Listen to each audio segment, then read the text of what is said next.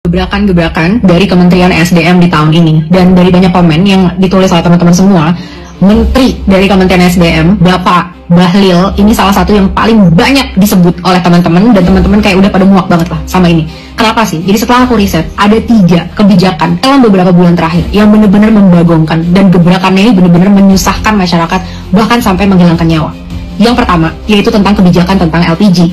Jadi, pada tanggal 1 Februari 2025, ada kebijakan bahwa LPG itu cuma boleh didistribusikan sama distributor-distributor yang memang udah di-approve sama Pertamina. Yang terjadi adalah akhirnya muncul beberapa banyak kelangkaan dari LPG 3 kg yang sampai ada korban jiwa.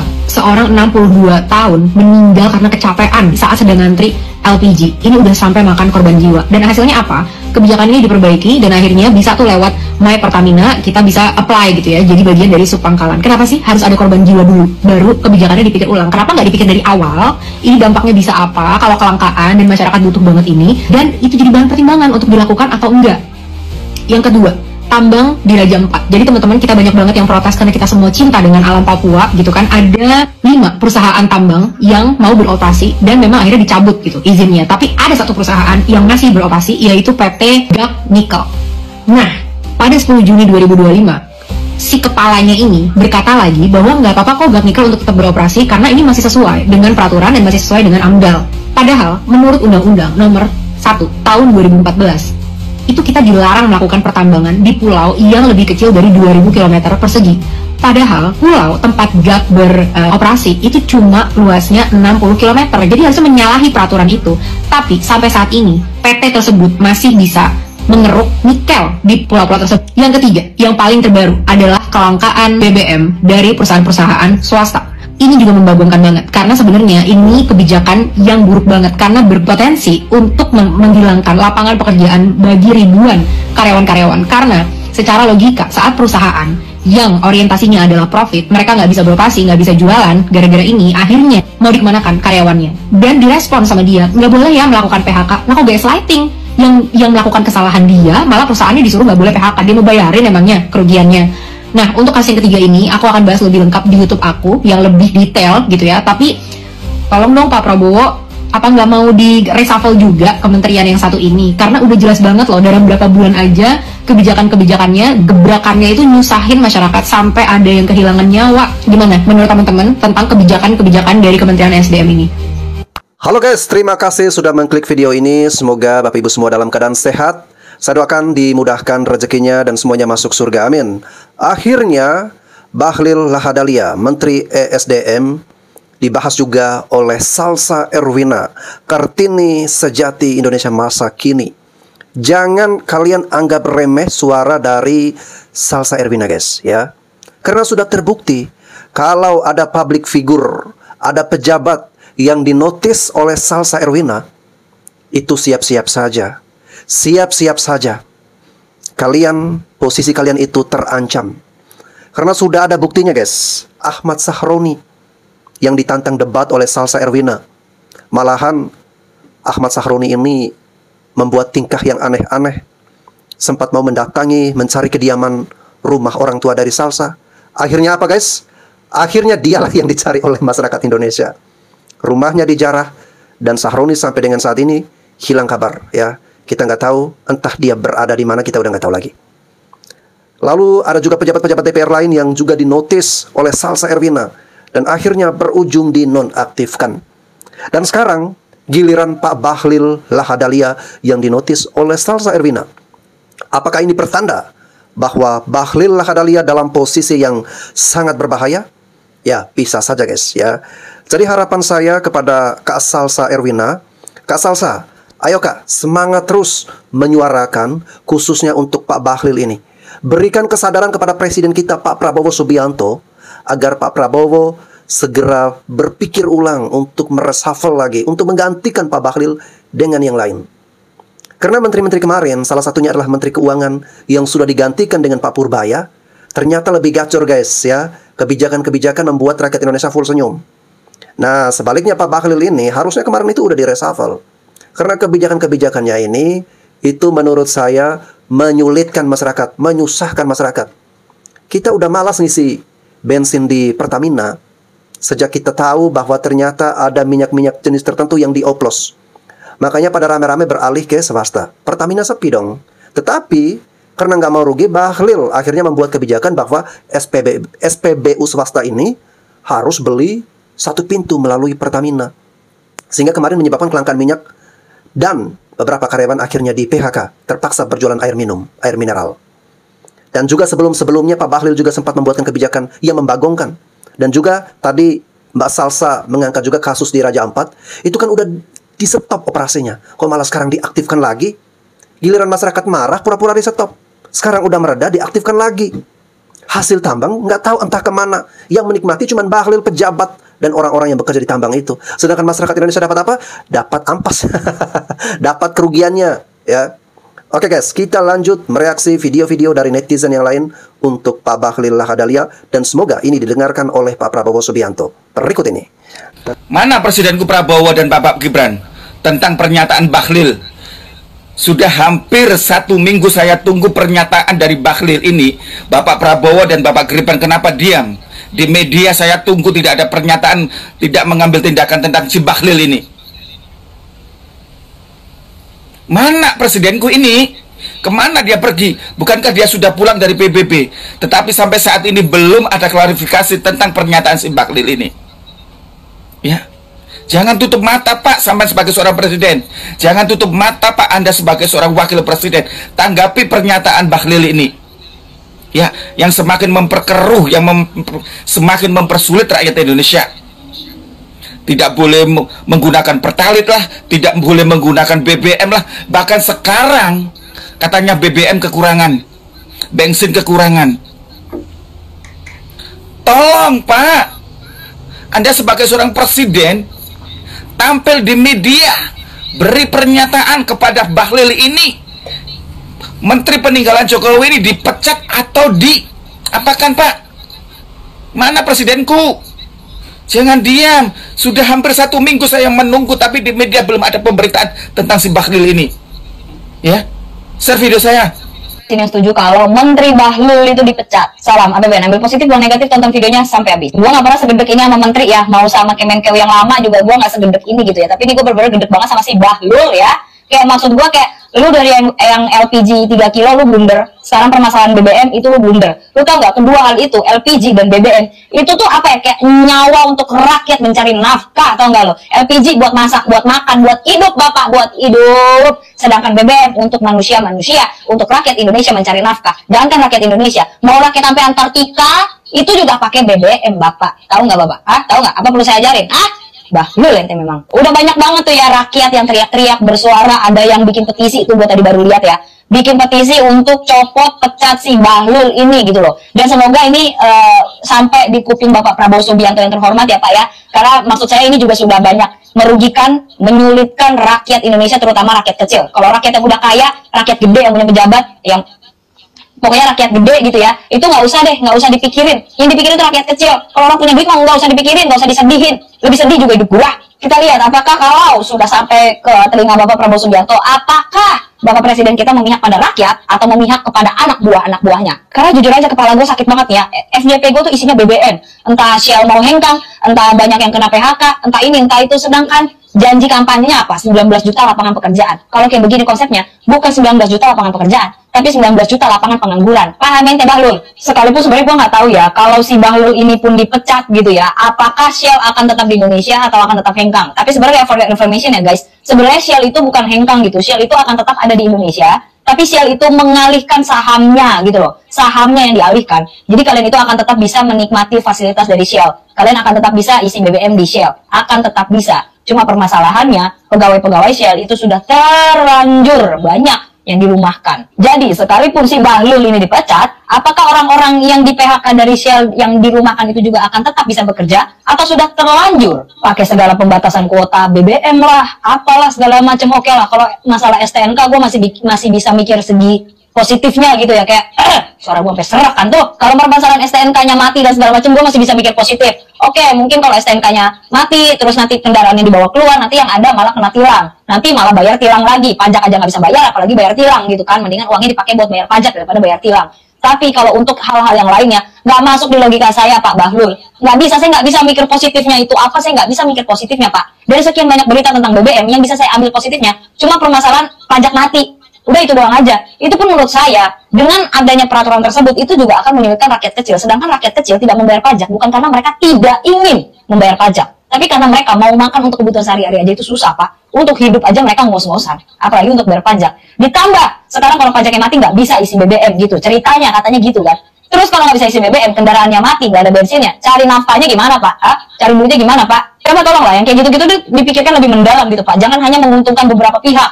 Kamu ini digaji dari pajak rakyat ya, Bahlul. Dengar bagus-bagus, dengar baik-baik ya. Pasang, kau punya kuping 2 biji itu kau pasang baik-baik. Kau dengar baik-baik, kau dengar bagus-bagus ya. Gaji kau itu dari uang-uang rakyat ini. Jadi jangan kau pasang gaya besar kali. Jangan kayak gitulah. Yang benar-benar aja kalau mau bikin peraturan nanti begitu dipecat nangis kau. Bahlul si muka lonjong, lontong, hitam, nggak punya polok, bikin kebijakan, nggak punya otak, nggak pakai otak dia mah bikin kebijakan. Ojol nggak boleh ngisi bahan bakar BBM subsidi. Pokoknya motor yang buat usaha itu nggak boleh ngisi bahan bakar BBM subsidi.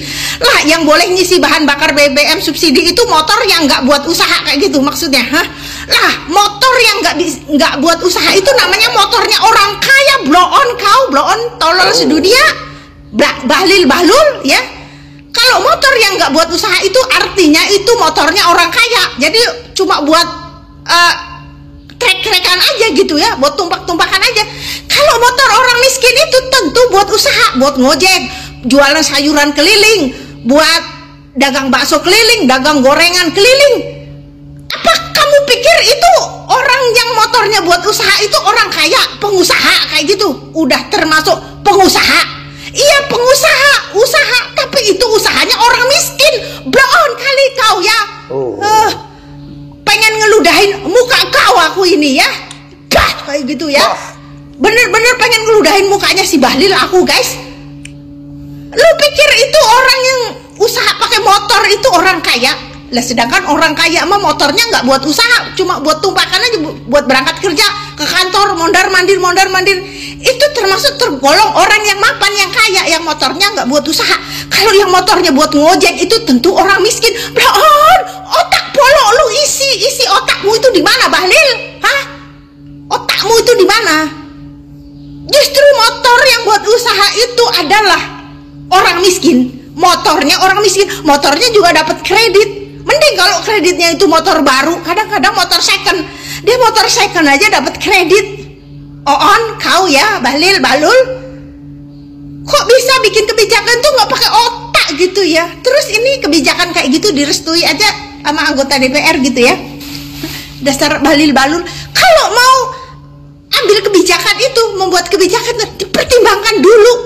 Jangan ngerugiin rakyat, jangan nyusahin orang. Lu bener-bener gak punya polok, minta pertimbangan dari orang lain. Aku bikin kebijakan kayak gini ini udah bener nggak gitu? Hah? Jangan seenak isi perutmu sendiri ya, bikin kebijakan tuh seenak isi otak kau. Otak kau isinya tai, sampah, Bahlil.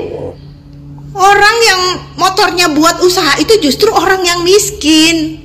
Blow on kali kau ya, blow on. Kalah sama anak yang lulusan SD kau pemikirannya, Bahlil. Kau nggak sekolah rupanya ya, atau sekolah tapi memang blow on, karena orang sekolah itu belum tentu pinter, karena pada dasarnya udah hatinya jelek, burik, jahat. Ini Bahlil ini adalah orang yang jahat, paling jahat sedunia nih kayak gini. Udah nyusahin orang se-Indonesia Raya. Orang miskin dibikin tambah miskin kalau kayak gini caranya, aturannya. Hah? Usaha BBM eceran udah nggak boleh diangkut semua, bukan cuma dilarang tapi diangkut, dirampas. Harta orang miskin dirampas oleh si pelontos muka hitam jelek ini, si lontong bau ini. Udah muka lu jelek tahu, mending lu ganteng. Jelek, udah jelek, hatimu juga jelek, burik. Oke, nampaknya ibu ini sangat emosional sekali ya, memberikan kritikan yang keras dan pedas kepada Pak Bahlil Lahadalia. Ya, mungkin sedikit saya sarankan kepada Bapak Ibu, para pemirsa, para netizen Indonesia, silakan untuk mengeluarkan kritikannya. Mungkin juga kalau ada yang marah silakan, tetapi sebisanya kita menghindari kata-kata yang menjurus pada serangan-serangan secara personal, ya, apalagi sampai membuli fisik dari orang tersebut, ya. Saya memang tidak menyukai menyukai Pak Bahlil, tetapi bukan fisiknya guys ya, melainkan kebijakannya yang tidak saya suka, ya. Aturan yang dia buat itu yang tidak saya suka, ya. Namun bukan berarti karena kita tidak suka dengan aturannya kita sampai membuli fisik dari Pak Bahlil. Itu saya mungkin kurang sepakat, ya. Mungkin kita bisa lebih bijak lagi guys ya, karena juga kalau Pak Bahlil mendengarkan ini dan ya kalau dia merespon, itu kan bisa urusannya beda lagi. Oke guys, terkait dengan ojol yang dibuat aturan bahwa ojol dilarang untuk mengisi BBM bersubsidi karena itu merupakan kegiatan badan usaha.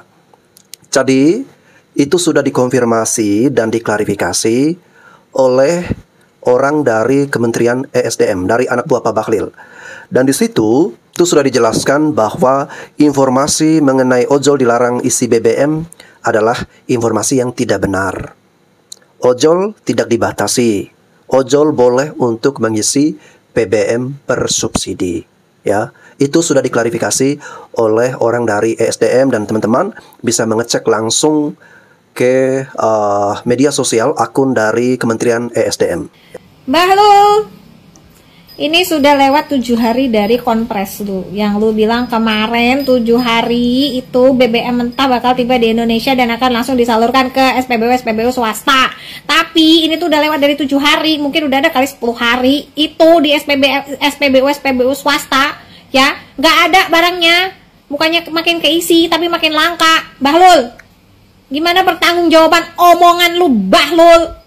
Bahlul adalah ini emang gak bisa dipegang omongannya, udahlah blow on. Gimana? Coba tanggung jawab Bahlul. Udah berapa hari ini? Jadi Bahlul, ini tuh sebenarnya konsepnya itu gimana gitu loh. SPBU swasta itu lu suruh beli di Pertamina itu lu cuanin berapa? Sampai mereka pada ogah beli di Pertamina minyak mentahnya. Coba ya Bahlul. Rumah lu di mana Bahlul? Ngopi yuk, mau nggak lu ngopi sama gua Bahlul? Coba lo kasih paham gua gimana konsepnya Bahlul. Kata gua mah ya, lo urusin aja tuh BUMN, Pertamina lo urusin. No, banyak tuh di beberapa daerah di Indonesia, bahkan kota besar, Balikpapan, Banjarmasin, itu banyak banget yang langka Pertamina. Even Pertamina ya, Balikpapan itu kilangnya itu ada di situ, tapi tetap aja ngantrinya itu bisa seharian tuh beli BBM di Balikpapan. Nah kata gue malu urusin itu aja, nggak usah urusin SPBU swasta. SPBU swasta tuh nggak ada masalah Bahlul, yang bikin masalah itu elu.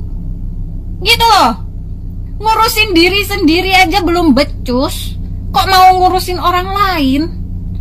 Ente gimana sih Bahlul? Hah? Gimana Bahlul konsepnya? Nanya nih gue, ayo ngopi yuk Bahlul. Coba lu kasih paham gue gimana gitu loh. Maksud lu, otak lu tuh gimana maksudnya? Nggak paham gua sampai sini tuh. Nggak paham banget sama keputusan-keputusan lu tuh. Nggak ngerti. Sumpah gua nggak ngerti. Coba Bahlul, kasih gua paham Bahlul. Tiba-tiba terlintas di benak saya, di kemudian hari nanti kita perlu menuntut pemerintahan kita agar perlu dibuatnya peraturan atau undang-undang di mana kepada para pejabat menteri, pejabat DPR, bupati ataupun wali kota, mereka wajib menyertakan alamat lengkap rumah mereka, tempat kediaman mereka.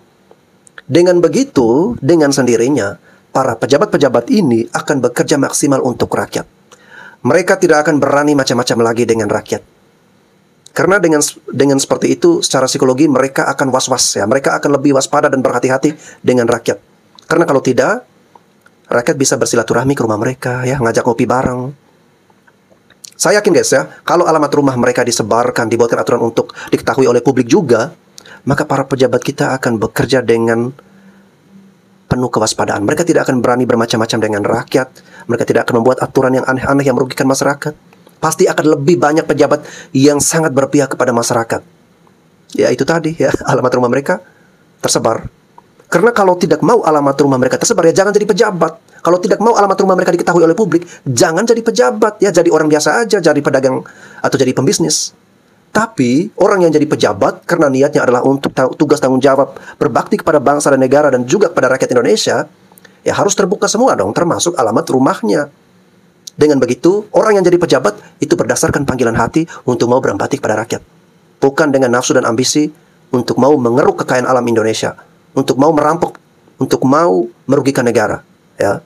Sehingga dengan secara alami, kalau ada aturan seperti itu, orang-orang yang niatnya sudah tidak baik dari awal ini akan tersingkirkan, diganti dengan orang-orang yang murni, yang akan atau mau berempati dengan rakyat, mau berbakti buat bangsa dan negara, dengan hati yang suci, hati yang murni. Swasta bisa berkolaborasi dengan Pertamina, ucap si Bahlul. Salam, APBN, ambil positif, buang negatif, tonton videonya sampai habis. Kata gue enteng banget itu congor lambenya si Bahlul itu ya. Kan SPBU swasta bisa berkolaborasi dengan Pertamina. Bahlul, ya gue kasih tahu ya. Lu harusnya tuh berpikir, harusnya introspeksi. Kenapa rakyat itu lebih memilih menggunakan SPBU swasta sekalipun harganya lebih tinggi daripada SPBU lokal alias Pertamina? Lu harusnya mikir. Sebelumnya gue serius nanya nih, pejabat-pejabat kita yang mobilnya pada mewah-mewah, yang pada car sport gitu, yang sport car gitu ya, isi bensinnya di mana sih? Di Pertamina gitu. Soalnya jujur aja nih, gue di Pertamina tuh gak pernah lihat Lamborghini, gak pernah ngeliat Ferrari gitu, gak pernah gue ngeliat mobil-mobil begitu. Jujur, gue serius nanya, lu isi bensinnya di mana? Gak usah jauh-jauh Lamborghini sama itu Ferrari ya. Gue ngeliat Alphard sama Lexus aja jarang tuh di Pertamina. Gue jujur aja. Makanya gue penasaran, lu pada yang pada mobilnya mewah-mewah ya, yang pejabat-pejabat gitu ya, yang suruh ngedorong mencintai produk lokal, dorong isi bensin tuh bensin lokal gitu ya. Serius nanya gue, lu isi bensinnya di mana? Kenapa gue gak pernah ngeliat? Padahal kerjaan gue juga mobile juga gitu loh. Isi bensin tuh sering. Kenapa gue gak pernah lihat? Pertamina BBM lokal itu terlalu banyak kontroversinya dan penipuannya, terlalu banyak korupsinya, terlalu banyak oplosannya. Udah belinya harganya segitu, tambah nanti setiap tahun naik, ini naik, itu naik, dicampur air, bibitnya dikurangin dan segala macamnya. Mikir Bahlul, harusnya mikir. Sekarang SPBU swasta disuruh kolaborasi sama SPBU lokal alias disuruh kolaborasi sama Pertamina. Aduh, ini pemikiran gue aja ya, ini asumsi gue aja ya. Oke nih ya, SPBU swastanya mau kolaborasi sama Pertamina, tapi Pertaminanya bakal nyurangin apa enggak? Bakal ngebohongin lagi apa enggak? Karena kualitas SPBU swasta itu jauh lebih tinggi daripada SPBU lokal. Sorry to say. Maksud gue gini juga, kalau semisal nih ya, yang swasta udah ngambil dari yang lokal, apakah standar yang swasta ini akan jadi turun karena bibitnya beda atau apanya yang beda, itu akan turun nggak? Karena kalau yang swasta akhirnya menggunakan berkolaborasi dengan yang lokal, sedangkan yang lokal belum dibenahi, belum dibenerin gitu ya, belum mengembalikan kepercayaan rakyat. Yang ada, nanti rakyat mau pakai yang swasta pun jadi mikir, oh dulu udah kolaborasi dengan yang lokal, ntar kualitasnya beda nggak ya? Ntar kuantitasnya beda nggak ya? Dan segala macamnya itu jadi beda nggak ya? Beda pemikirannya jadinya. Gue bukannya mendukung produk asing, gue bukannya mendukung produk impor dan segala macam, bukan. Cuman maksud gue gini, ini kan untuk kendaraan ya. Kalau BBM-nya jelek, kalau BBM-nya jelongsai, itu akan merusak kendaraan. Kalau merusak kendaraan, uang lagi, ngebenerin lagi, ini lagi, itu lagi. Maksudnya kalau emang mau pakai produk lokal, emang mau menaikkan derajat produk lokal, benahi dulu, kembalikan dulu kepercayaan masyarakatnya. Jangan enteng banget tuh mulut ngomong, ya kan bisa berkolaborasi dengan Pertamina. Ya bukan itu Pak, saya yakin nih si Bahlul ini juga pasti tahu nih apa aja yang udah terjadi di Pertamina, apa aja kerugian rakyat yang diperbuat oleh si Pertamina ini dan segala macamnya, pasti tahu lah, nggak mungkin nggak tahu. Si itu kan Menteri SDM, masa iya kan nggak tahu? Balikin dulu kepercayaan rakyatnya, balikin dulu, baru disuruh kolaborasi sama produk lokal. Kalau produk lokal sudah bisa mengembalikan kepercayaan rakyat, gue yakin pasti produk rakyat, pasti rakyat juga akan lebih memilih menggunakan produk lokal. Karena mau bagaimanapun Pertamina itu lebih murah daripada SPBU swasta. Tapi pada kenyataannya di lapangan, masyarakat itu lebih memilih produk yang lebih mahal, produk yang swasta daripada produk yang lokal. Padahal harganya lebih mahal loh. Tapi kenapa ya lebih pilih produk swasta? Mikir, harusnya mikir Bahlul. Assalamualaikum warahmatullahi wabarakatuh, saudaraku sekalian dimanapun Anda berada. Saya satu dari sekian banyak pengagum karir dan kesuksesan Pak Bahlil Lahadi. Betapa tidak, konon beliau berawal dari seorang buruh, kemudian menjadi supir angkot dan menjadi pengusaha besar, pengusaha nasional, dan menjujuki jabatan penting di pemerintahan, yaitu Menteri ESDM dan Menteri Investasi. Luar biasa Pak Bahlil, dan tidak cukup di situ saja. Beliau juga menduduki sebuah jabatan yang sangat penting, yaitu dengan mulus menduduki Ketua Umum partai bersejarah, partai besar, yaitu Partai Golkar. Selamat Pak Bahlil, Anda adalah orang yang sukses. Namun di balik kesuksesan Pak Bahlil ternyata meninggalkan kepedihan bagi bangsa Indonesia. Betapa tidak, ketika beliau menduduki jabatan sebagai Menteri Investasi, begitu mudah memberikan izin-izin investasi, terutama pertambangan dan perkebunan kalau tidak salah itu, sehingga menimbulkan dampak yang sangat luar biasa bagi alam, terus dampak korupsi, dampak penyelundupan, dampak tenaga kerja yang mestinya tenaga kerja itu digunakan, diperuntukkan oleh pemuda-pemuda Indonesia, ternyata diborong oleh orang asing Pak Bahlil. Belum lagi ya seperti seperti yang ada di Rempang itu menimbulkan dampak yang luar biasa bagi masyarakat. Dan yang kemudian ya baru beberapa hari Pak Bahlil diangkat menjadi Menteri SDM oleh Pak Prabowo, sudah membuat kebijakan yang membuat masyarakat antri tabung-tabung gas di berbagai tempat di seluruh Indonesia ya. Nah, tidak cuma di situ Pak Bahlil ya, yang terakhir adalah membuat kebijakan apa ini saya tidak tahu, yang membuat antrian BBM di berbagai tempat terutama di luar Jawa ya. Kemarin saya baru sadar dari Lampung ya. Dan yang paling menyakitkan adalah pelarangan pedagang ecer pertalit. Sebenarnya salahnya apa sih pedagang eceran itu ya Pak? Dia akan hanya kulak 10-20 liter di SPBU dengan harga normal, bukan harga yang tidak normal, dan dijual dengan Rp12.000. Kepada siapa? Kepada petani, kepada pekerja kebun, kepada orang-orang yang jauh dari pom bensin ya, dan juga kepada orang-orang yang kehabisan bensin di tengah jalan namun jauh dari pom bensin. Untungnya pedagang eceran itu tidak seberapa Pak. Jika dia kurang 20 liter berarti 2000 kali 20 hanya Rp40.000 kotor. Itu dapat apa Pak? Nggak seberapa. Itu pun harus disita oleh Satpol PP atau petugas-petugas lainnya itu di berbagai macam video ya.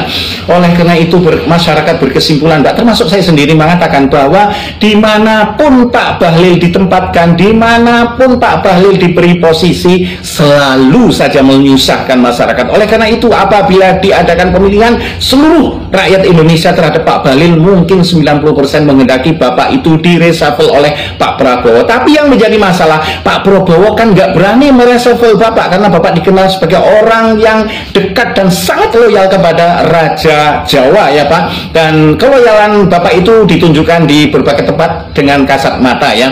Nah, yang terakhir yang dilihat oleh bangsa Indonesia, Bapak telah mencium tangan putra mahkota di hadapan para pejabat, para menteri dan di belakang Pak Prabowo. Itu menunjukkan bahwa Pak Bahlil Lahadalia itu betul-betul loyal kepada Raja Jawa ya Pak. Nah, oleh karena itu menurut saya jangan menunggu di reshuffle, sebaiknya Bapak mundur diri saja secara hormat ya, dengan terhormat demi ketenangan bangsa Indonesia. Ingat Pak, kita punya dua ingatan yang belum lupa ya. Ada dua peristiwa besar. Yang pertama adalah demo besar di akhir Agustus kemarin dan peristiwa Nepal. Jangan sampai keduanya itu terjadi di Indonesia, apalagi kepada Bapak ya. Namun jika itu sampai terjadi, maka apakah Pak Bahlil siap untuk menerima tamu-tamu dari mereka yang tidak diundang itu? Tentu tidak. Semoga Pak Bahlil sehat, semua sehat, dan bangsa Indonesia baik-baik saja. Sekarang saya tanya kepada netizen, guys, bro, sebaiknya seperti apa menurut Anda agar Indonesia ini sejahtera dan semuanya sehat selalu? Oke, jadi karena Bapaknya bertanya supaya apa, bagaimana caranya supaya Indonesia ini bisa sejahtera, masyarakatnya hidup lebih baik lah ya. Salah satunya menurut saya adalah copot dan gantikan menteri-menteri yang membuatkan kebijakan yang merugikan masyarakat. Mereka yang membuatkan aturan yang tidak berempati terhadap rakyat, itu harus dicopot. Kalau kesalahan cuma sekali sih masih bisa ditolerir. Tetapi kalau udah berkali-kali, nah ini yang perlu dikaji dan juga perlu dievaluasi. Makanya kita sangat berharap kepada Pak Prabowo agar ke depan Pak, kalau ada reshuffle lagi, pergantian menteri, salah satu yang menurut saya sangat layak sekali, pantas sekali untuk digantikan adalah Pak Bahlil Lahadalia ini. Karena sudah ada beberapa kebijakan-kebijakan Pak Bahlil yang sangat kontroversial. Katanya dulu IKN Nusantara akan ada investasi dari Raja Arab, dari negara-negara Timur Tengah sebesar 400 triliun, 500 triliun. Kenyataannya mana Pak Bahlil? Ini pejabat yang suka membuat statement-statement yang membohongi rakyat Indonesia, yang cuma memberikan harapan dan janji-janji palsu, terdengar manis, tetapi itu adalah tipu daya. Oleh karena itu, kepada para menteri yang tidak berempati terhadap rakyat Indonesia, besar harapan kami sebagai rakyat Indonesia agar Pak Prabowo segera menggantikan dengan sosok atau figur lain yang lebih baik. Oke guys, saya kira itu saja dari saya. Mohon maaf apabila ada hal-hal yang kurang berkenan, kurang nyaman atau kata-kata yang salah ya. Sampai jumpa lagi di konten reaksi saya selanjutnya.